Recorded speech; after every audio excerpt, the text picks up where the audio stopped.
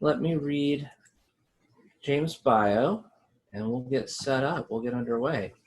So James Brubaker is the author of the novel The Taxidermist Catalog and story collections Pilot Seasons, Linear Notes, and Black Magic Death. Sphere. Science fictions.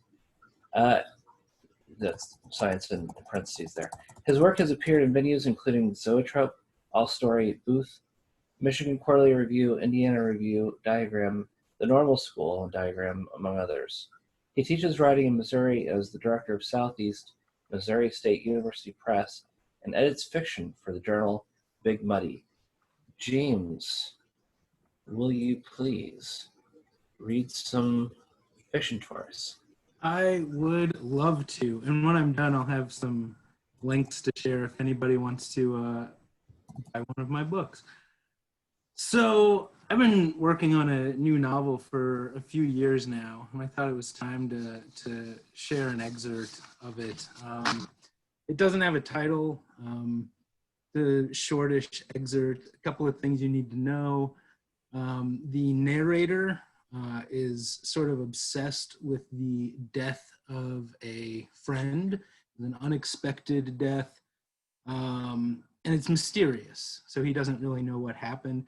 And the dead friend had sort of invented this mythological being called the Starman, who he kind of would talk about being in the sky, and his friends sort of playfully buy into the idea of its existence. So this is from, I don't know, about the first quarter of the novel, when we're starting to get a sense of the narrator's quest to understand what happened to his friend. And it's being spoken to or written to the dead friend.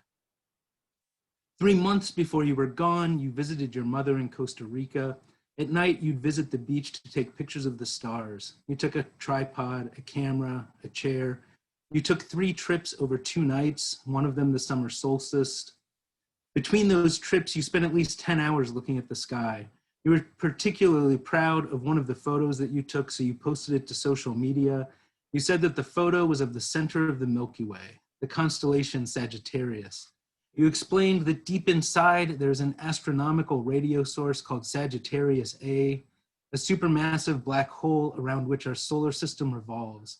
The photograph was stunning, like something hanging on a wall in a planetarium, the cover of a textbook.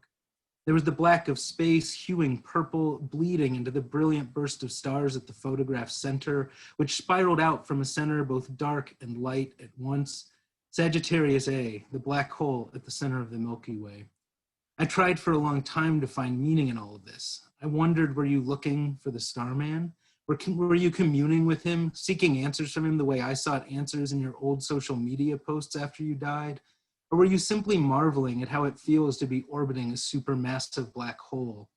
It was after that trip that you sent me the message that I'm not going to talk about, that I'm not going to think about. Maybe you set out to photograph Sagittarius A because it was something you'd always wanted to do and you knew you were going to die. But that supposes you knew you were going to die, and I can't believe that. Forget about the message that I'm doing my best to forget about. Forget about the way you seem to be saying goodbye to everyone you loved for months. Forget the fact that the first news any of us heard of your passing was that you'd killed yourself. It all sounds so easy, but it's not. There's nuance. The evidence is all circumstantial. The pieces don't quite add up, as if they're all orbiting a supermassive black hole, opaque, impenetrable. And that's why there must be a mystery here. Your mother told us suicide, your father said accidental overdose, and when your brother told us you were found in a cheap hotel room, that investigators seized your computer. The simple fact that there were investigators seemed important. I hoped that might go somewhere, that something so formal as an official investigation might produce a trail I might follow to the truth of your demise. For weeks after your death, I'd type your name plus death plus London into Google, looking for police reports, articles about mysterious deaths, maybe an obituary. I found nothing. I began to concoct stories about what really happened. You were drugged at a bar and led to a hotel where you were robbed. The drugs were too much for your body, and the thieves left you to die because they were afraid they'd be caught if they called an ambulance. In a fit of loneliness, you arranged to meet an escort who, as it happens, wasn't really an escort, but a woman and a couple of guys, or maybe it was just the guys who pulled you into the room where you'd arranged to meet, drugged you, and robbed you. The story ends like the first one. Or you were catfished. You met a woman online who seemed kind and caring. You spent months getting to know her, and then she decided it was time for the two of you to meet. Maybe she was married and decided she told you that she would end her marriage. Could you just meet at this hotel so she can know you're worth the risk? And then she ended up being a couple of guys looking for money. They dragged you to an ATM, forced you to withdraw as much as you could, and drugged you, resulting, intentionally or not, in your death. Or maybe they just outright killed you and took your wallet. Or you were a victim of corporate espionage. A rival web design firm thought you were too good at your job, or maybe you knew too much about their design strategies, or you knew they were engaged in unethical behavior, or maybe they tried to poach you only to be rebuffed, and so they hired thugs to dose and murder you. Or you, tired and frustrated, looked out the hotel window up at the sky and begged the starman to come and get you. When he arrived, your fragile human brain exploded from meeting a celestial being, or your body burned to ash from being in such close proximity to a being made of so many stars. Or you, in your various online dealings, uncovered an espionage plot by Russian hackers. Unfortunately, they knew that you knew about their plot. Before you could get to the authorities, the Russians followed you down a quiet street, pricked you with a needle, dragged you up to a hotel room. 1 pint too many, they said to the desk clerk, and left you to die. Or you, without any of your friends or family knowing, had become an intelligence agent for the British government, working a sting to uncover a hacking or terror or something plot, but your cover was blown when a foreign agent recognized you from a previous operation. That foreign agent murdered you, made it look like suicide. Or you are not dead. You became an intelligence agent for the British government and had to fake your death like James Bond at the beginning of You Only Live Twice so that you could go undercover. Someday I will be in China or Rome or Uzbekistan or Afghanistan or Qatar or Argentina, and I will see the shine of your bald head across the cafe or bar or train, will hear the familiar boom of your voice. I will not acknowledge you explicitly though so as to not blow your cover. Maybe I'll catch your eye and nod, or maybe I'll walk by you on my way out of that cafe. I imagine a cafe for this scenario, and say something like, "What's up?" We'll share a look, a half smile, and then we'll never see each other again, but I'll feel a little bit lighter just for knowing that you still exist in this world.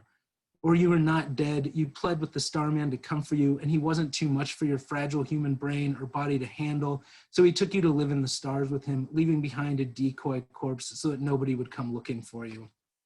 To be fair, I never saw a body, never saw ashes. That's the television rule, right? A character isn't dead until we see a body. And even then, all I saw was a photo of a memorial bench with your name on it, purchased by your father and placed at the park across the street from where you worked, so your former colleagues could still share their smoke breaks with you. How can I know anything if I never saw a body? Was there even a body to see? Maybe you just disappeared. No, of course there is a body. I know that you are dead. Anything else is absurd, is denial. I can discard any theories that involve you not dying. That narrows down the list. Maybe we can throw out the theory about you dying at the hands of Russian hackers and the theory about corporate espionage. We can ditch the Starman theories as well, because the Starman wouldn't care enough about you, wouldn't even know you exist. If I'm going to come to terms with this loss, if I'm to confront this grief and move on, I'm going to need to stay pragmatic. I'm going to need to focus on what is real, on what makes sense. Thank you.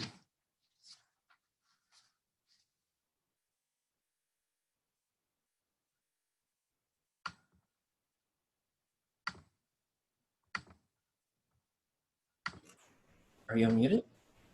Can't. Great, Yes, great, good, wonderful. Good.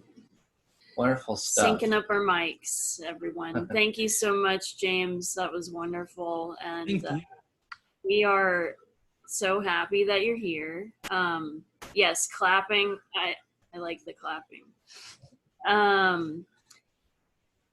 And yeah, so now we're gonna, we will have time to talk to James about the specific things about his beautiful, excerpt and the craft and anything else, appropriate we want to ask him. And we're gonna transition to Michael now. Yeah, so I'm gonna read Michael's bio here. 1 second. Okay. And we gotta unmute him as well. I will. Michael Rerick lives and teaches in Portland, Oregon. Work recently appeared or is forthcoming at Clade Song, Coast, noCOAST, Epigraph Magazine, Graviton, and The Wire's Dream. Is also the author of In Ways Impossible to Fold, Morefrom, The Kingdom of Blizzards, The Switch Yards, and X-Ray. All very impressive work. So, let me unmute Michael. And should be unmuted. Okay. Spotlight your video there. Okay. All right, can everyone hear me? Good, excellent. Thank you, James, that was awesome. Certainly, I have some interesting questions about that I'd like to, when we have question stuff, that's pretty cool about what you did. But okay, yeah, and thank you, Alan and Christy, for having me read. Appreciate it. All right, so what I'm going to do is I'm going to read a little bit from a book that came out recently, The Switch Yards, and then I'm going to read some more recent work. Switch Yards is it's a little bit of an older bit of work for me. Light, okay, so it's from The Switch Yards. Sorry, I'm a terrible, I get nervous for readings, no matter how many I've done. I'm always just a mess, I hate it. Okay. Light and light twists escalate, a sudden synesthesia, and a tense buzz of birds, peeping the bathroom window. How many birds, how many others? It's early, coffee almost, harmonizing, collected each morning. And each morning, a walk of 10 miles in the sandstorm dream. In the morning, 10 miles to sleep, a dream of animals in violent love. In the morning, in the same bed, 10 miles in the science of building a myth detection machine dream. In the morning, dusting sands from the sheets, a walk of 10,000 miles to make love and sleep. And dream, the shipping clerk sings. Every ship hull, exterior, load torque, floats in the skin of land ho. Contents pressed heavy, contents in bilge. To which the crane man replies, the slap trap of waves and gulls diving and fish darting. High, here I am above, a loose skin, lifting metal cargo crates. When they were younger, hurried notes, worries, away during visits, not all parts of the body connect, the miles of things stretches before it rests. And older, this name part of the many names for this place, architecture toggle between architecture, in the musical sense, circa 1374, the featherless can't snatch light from the windows, or the windows. Concrete grows faux boulders and foam over the approach of heat, barricade and disappear heat in the space between two architectures, making space. In the cool gap, a convection agent disables bird after bird into the road. Shuttle, circa 1338, of sun peeks behind the clouds and fills this ecstasy bath, like a famous statue, or parts of a statue packed in straw to a light sonata of matter mechanics. The sun reacts in its nuclear way, producing symbologies, but gone, crap left behind, the empty ledge, plant pieces back in their place. This does not show a pre-cat sleep twitch or a lizard.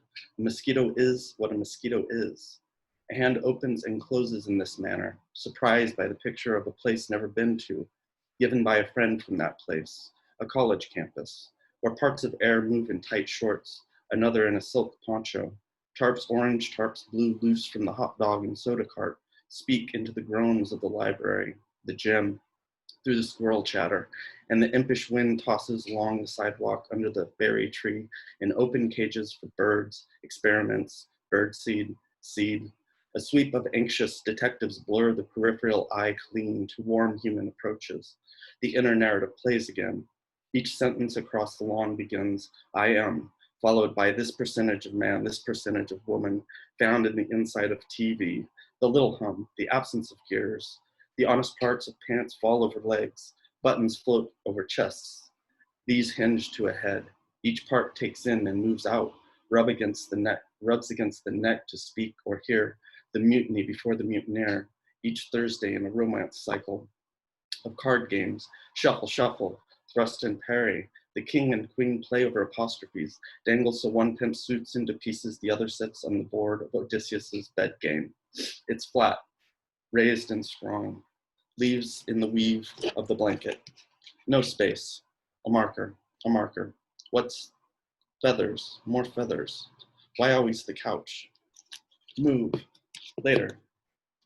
Thursdays, they come in coats, leave in drunk cartographer coats, singing to the topography. I photograph you smoking with wine-drinking soldiers and blasts of surrendered minutia music of defeated soldiers conquering then defeated, and the photograph of you united in your clothes, hundreds marching through the background, not the knot of your skin too tight to undo. I spy your ear-chew music when wine injects to enact the crumpled negative of a surrendered sword handed over so borders flank in the zoom lens, but you push through and blur, and wine surrenders and mixes and ferments your bright skin, a blend so smooth I cannot catch the difference, surrounded by dead defeated soldiers, and you smoking with risen conquering soldiers in the background, smoking the mirror of wine molecules, while defeated soldiers unite your clothes, but not the knot of your skin, not the knot of your skin. Flanked by a conquered background, smoking defeated soldiers, smoking your surrendered borders, to wine music, to borders, so borders flanked with the zoom lens, but you push through and blur, smoking the photograph I took of you smoking spies, as I photograph you smoking. The legend key reads, part future, part night. Voices recorded, dirt generations of map makers and maps the map makers make, cataloged and stored.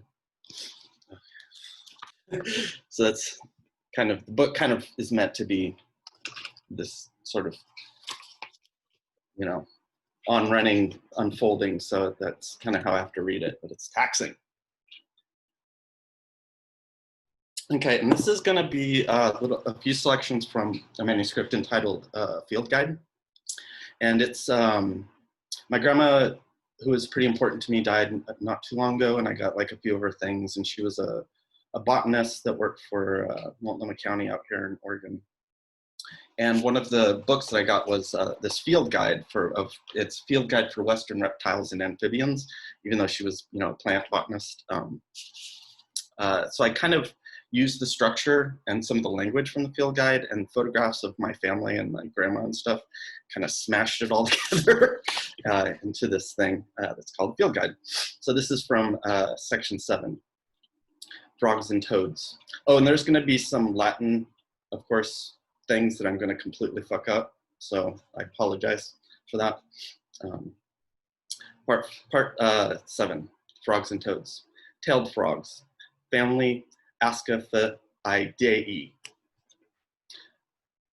Bent to the dusk, a North American family tale ventures with gin into hotels, breeding unique internal car bequietudes, as New Zealand frog cousins lack the organ for calling from the cold spring, but stick their tongue out and wave hands na na na na na to the torrent suckers clinging to rocks, with a smart mouth for terrestrial pelvic dance-offs.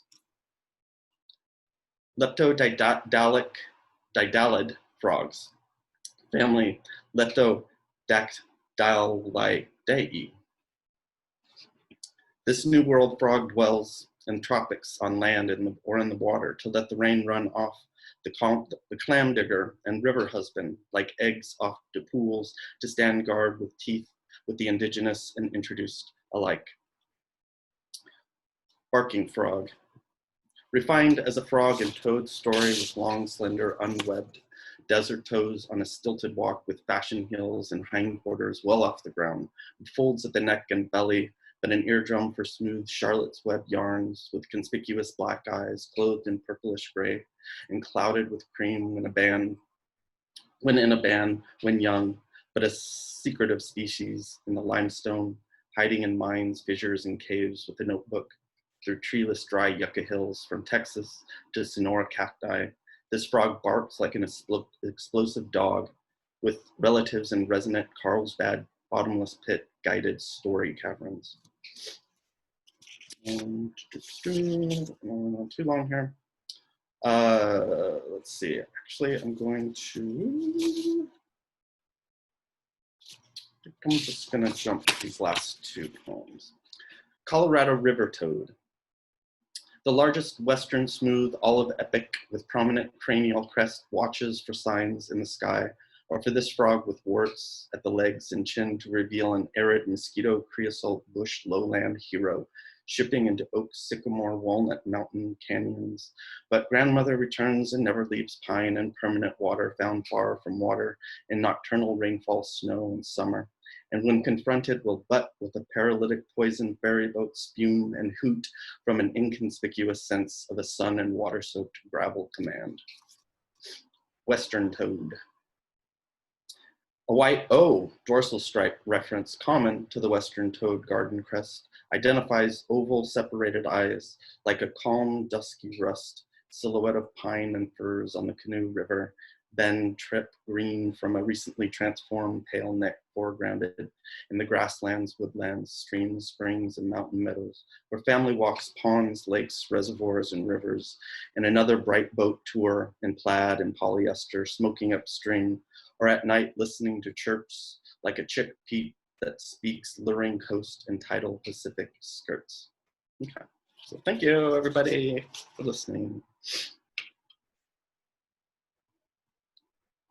Oh, Yay! Great job to both of our readers. Very, very good job. Can you make it so they can all unmute themselves now? I've made it so you can all unmute yourselves. So if you want to ask a question, just go for it. And unceremoniously, I would like to point out that we have a fellow Nebraskan in the room, Brad Maudlin, and that is nice. Yes. Here in the lonely, crowded West, or whatever that Modest Mouse album was called. So, but yeah, back to the task at hand. I really loved both of these, dealing with different kinds of bodies and different ways we categorize bodies, so to speak. And I don't really have any questions, but I did want to note that James's piece was kind of lyrical in a way, and that was so interesting for me to hear as someone who writes predominantly poetry.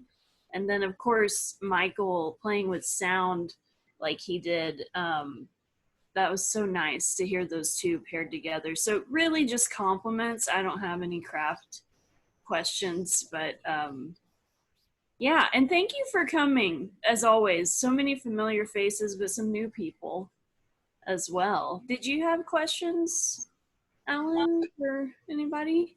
Oh, someone's talking. Kate, I think Kate has a question. Hey, Kate. Hey, how are you guys? Good. How are you? Actually, terrible. Yes. Well, yeah. I mean, are you bad or are you COVID good? Yeah, COVID okay. That's JJ, yes. COVID okay, exactly. Yes. So my question is for Michael, and like I'm really excited about the kind of field guide that you're developing, and I love the concept, of course, because I'm an addict for field guides. And I'm like literally looking at like a shelf of field guides that I have right now. So cool concept.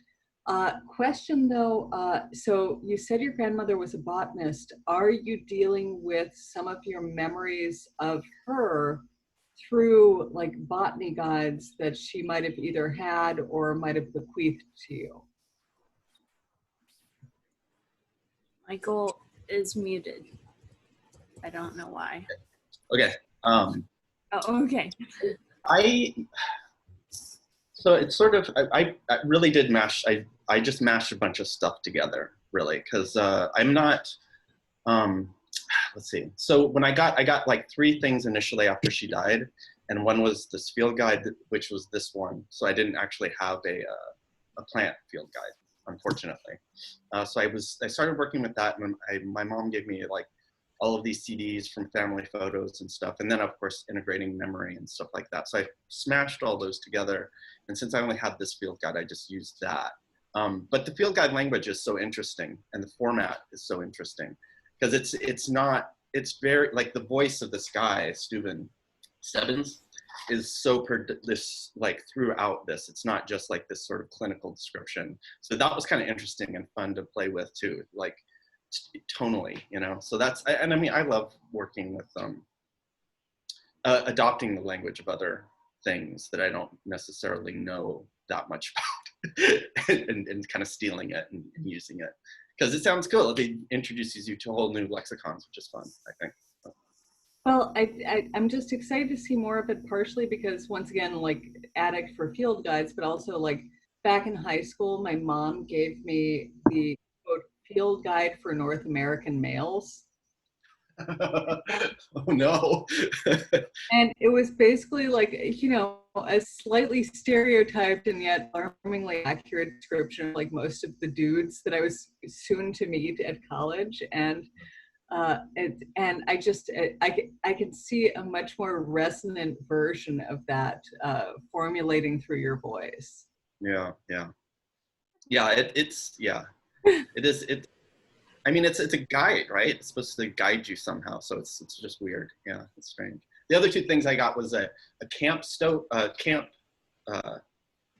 pot, just like an aluminum pot with a handle, and a backpack, which is so like, you know, because yeah, that was kind of our thing, is to go out camping and stuff. So. Oh. Anyway, so that's all kind of, I tried to smash all that in there too, but you know, I think it kind of only does that at moments, but whatever. Awesome. So are there other questions or just things you want to talk about, anybody? Hey, Robbins, go ahead. Yeah, Amanda Robbins. Or Yeah, no, you're fine. I can't change my name. I don't know why it won't change. I've changed it 6 times. I don't know. Anyway, no, this is for both writers. I was wondering if you could talk a little bit about keeping motivated, especially James, during this pandemic, to just keeping those creative juices flowing. I know that sometimes it's very hard to write right now. So if you guys have any words of wisdom or advice or just feelings of positivity in general.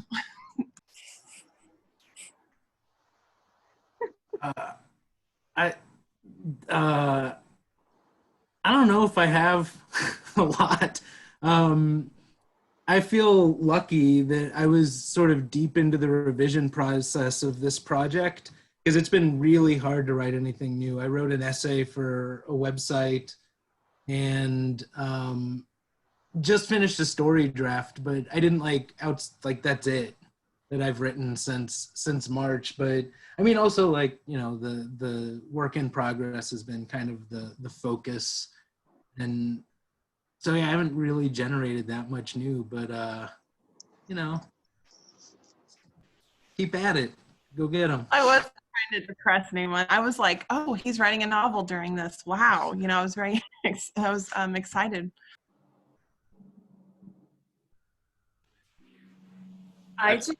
Yeah, Michael, did you want to speak to that as well? We would love A long time ago, I just sort of started a habit of setting time aside every day in the morning. And I've just sort of stuck with that. So I always have time.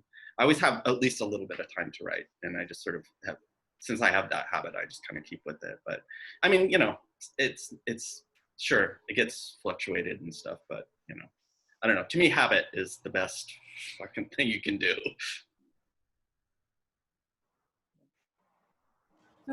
Yeah, and you're talking from Portland too, so you've got not only the pandemic, but also like everything being thrown at you.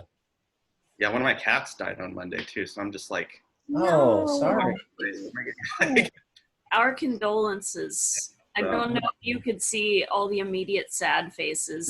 I can from my view, but I mean, we're all feeling it, right? Like in terms of like, what is next? Like, what stupid, messed up thing is going to happen next? So it's just like that. So thank you, everybody. Yeah, it's sad, but you know, it's just like whatever. Do what you got to do. And Michael, you've been to so many of these, which we're so grateful for. So you know that question is something we're all asking all the time at these readings, and you know, on writer, whatever you should call them, or their spheres in that way. So we're all wondering that, I would say, Amanda, and I love that it keeps getting asked, but I also think everybody's kind of feeling stunted generatively. Like the antithesis I see of that is people who are playing games with their writing, which is fine. But it seems like you need more of a ploy because there isn't as much inspiration, so to speak. And I'm not trying to speak for everyone, but this is a trend I've noticed with us all digesting the current timeline on fire. I don't know what the best way to phrase that is, but I think it's, very, very relevant and, amazing that we keep I wonder, talking about it. I have a question if you were done. I was almost done. Okay. You can go ahead. Yes. So I'm wondering about images, because it was kind of a big part of, Michael, of your first poem that you read, and it was a big part of, James, of what you were reading.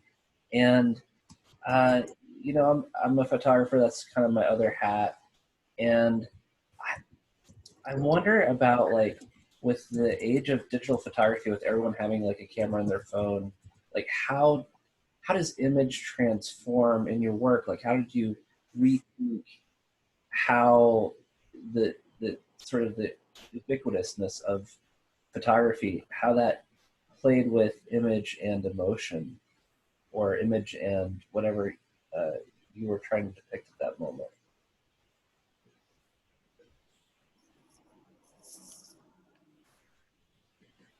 Want to take that, James? Yeah, why don't you go first? I got to think about it for a second. Okay. Mine's actually kind of simple because I'm not a big photograph person. Like, I never really have been. Like, I don't like having pictures taken of me.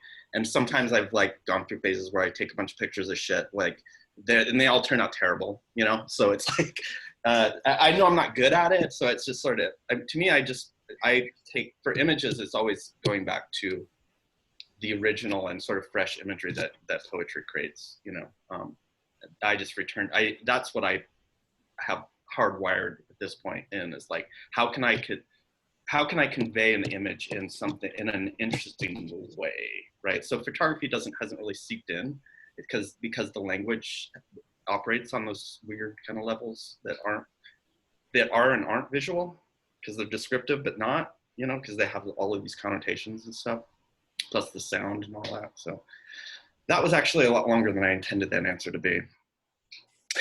That's great. No, Thank you. I was enjoying listening to that. I was hoping you would go on a little bit more if you felt okay with it. As a poet who is married to someone who loves to photograph, I am curious about what you're saying about poetry maybe doing something photography can't. Just saying. Yeah, I mean, they seem different. They're just different mediums, right? Like, and so they operate in slightly different ways, I guess. I do think it's an interesting idea, though, because of the idea, or the notion of instantaneous imagery from a person, like all over these, like, medias, Twitter or whatever. I don't do any of them, so I don't really know how they work or whatever. But it is interesting. James, what do you? I don't know. Like, I wasn't really like, when I was drafting this, the use of the photograph at the beginning, I wasn't really thinking of it in terms of, the ubiquity of photography, but it does kind of work at points in the manuscript. It sort of, I mean, I won't lie, the sort of impetus for this project was a real friend that died, and that photo that I'm describing in there was a real one of his that I just wanted to kind of memorialize, since he's kind of the root of the book. And it kind of works thematically with all the other things going on in there. But there is this sort of idea running throughout the full manuscript and a little bit in this section of sort of how these sort of captured images that are everywhere, because everybody has phones now, sort of, become this kind of like living memory of people when they've died. I think that, so that ubiquity of photographs speaks to that. I don't know if that answers your question at all, but that's what I got. Oh, I like that. I mean, that's really kind of rich. Well, thank you too for sharing something like that. It seems really fresh in that way, James, and so awesome to get to hear that product of that. Just real quick, I just want to express appreciation to James because, you know, I've had some friends struggle with things overlapping with what you were describing, and I really appreciated the way and the sensitivity with which you described it. And it was nice. I'm looking forward to actually like sitting down and kind of reading reading this particular work because I feel the resonance of the things that I was trying to grope for to say about their experience at the time. So thank you for capturing that. Yeah, Kate just said what I was fumbling to say in a much more eloquent, beautiful way. So double thanks. Yeah, you guys are so great. I want to piggyback. I love the reiterations because it really does describe the way the human mind works in general, but also how we try and deal with major impactful events. It's just it goes over and over, and then it slightly changes, but there's always, that sort of weird core. I mean, I was kind of laughing when you're reading that, just because it's like, fuck, like how, like that's what it is, you know? It's just sort of like, so it's such a wonderful way of I don't know, embodying the process. I don't know, it's not quite descriptive, right? It's just this experience of it or something. Really Yeah. cool. Yeah, very cool. I want to take advantage of this lull in conversation just for a second to mention, well, not lull, but whatever, to mention that the next reading is on September 9th, and it features Sarah Chavez and Miguel M. Morales. If you haven't heard either of those people, they're wonderful, wonderful poets both, and very strong. I would say Sarah tried to read earlier, and something got messed up. So if you were looking forward to that reading, she was in a caretaking role. She wasn't expecting, and the Wi-Fi at that person's home was not as reliable as she thought it would be. So it just it wasn't preventable, and and it's going to be great. To two wonderful poets working on very important work. Miguel, last time we heard him, was working on Pulse. He had a lot of friends at Pulse, or he had some friends at Pulse who, were there at the night it shot at. So, and he was able to kind of work in this sort of the grief that James is working with here, and even it kind of justifies the way writing can do, and elevate this moment of extreme tragedy to highlight that kind of human connection. So I'm really looking forward to this reading, as I look forward to all of them. But so there you go. Next week on the 9th. And I'll now return you to your regularly scheduled questions. Well, this is the comment of little consequence, but I would like James and Michael to know that our cats has specifically loved this reading. And climbed, he's a very good boy, capital G, capital B, but he climbed up between the computers. Please don't show them my shorts. Thank you so much. He is on me. Is the narrative I was trying to build before what just happened. But anyway, he climbed up between the screens while James was talking. And then as James read and Michael did, he climbed on me and took a bath.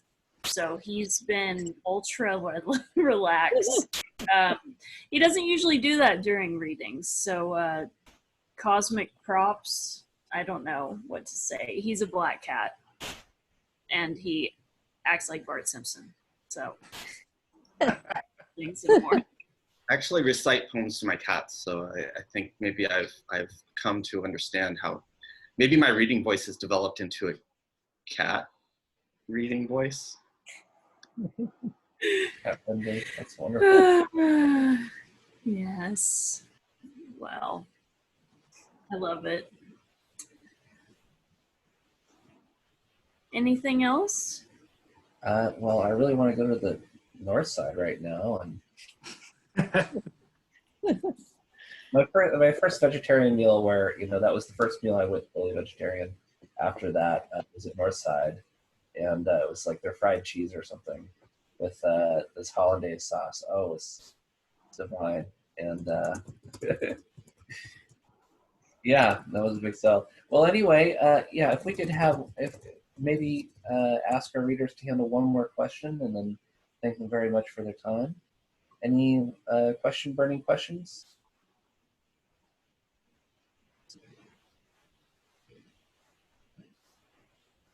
Well, I think the burning emotion then is thank you very much. Yay! Yay! Very much. And thank you, attenders, as well. Yes. You're the best.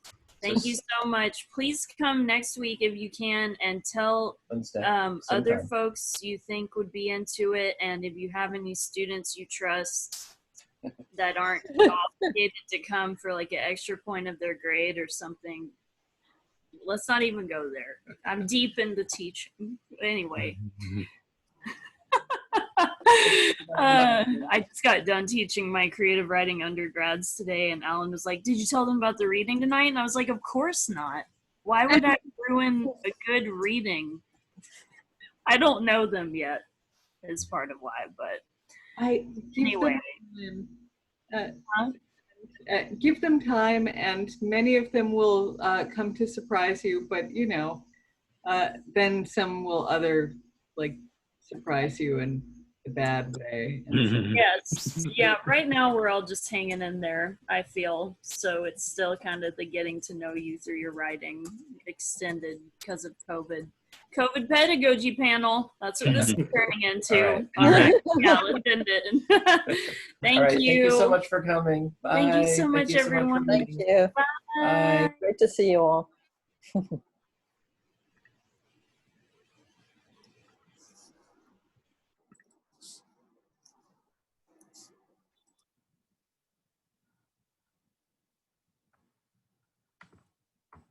Thanks again. I thoroughly enjoyed this. I'm going to leave now, but I look forward to seeing more in the future. Wonderful. Also, you look really nice. Yeah. I was Thanks. like, is that like a Delight. suede shirt? Like a salmon suede? Which also Yeah, is gross. It's like a weird cotton. I got it from Old Navy a couple years ago. It was really hot today, so I busted out the short sleeves. So many people with literally